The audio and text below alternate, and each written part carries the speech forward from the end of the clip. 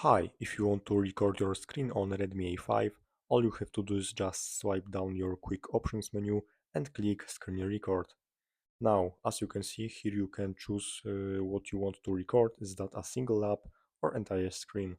Let's take first one for example, and here you can choose from where your audio comes from. Is that device audio? It's sounds from your device like music, calls and ringtones.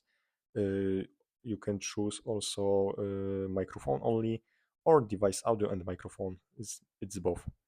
And then click start recording, and here you can choose single app that you can record now. But let's go back.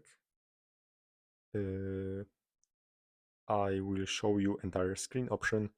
Here you can choose audio record, and you can also show touches on screen here. It's only available on entire screen recording. Let's take start recording. For example, here is the countdown, and now screen is recording. If you want to stop, just swipe down and click stop recording here. That's all. Thanks for watching. Subscribe my channel. Bye.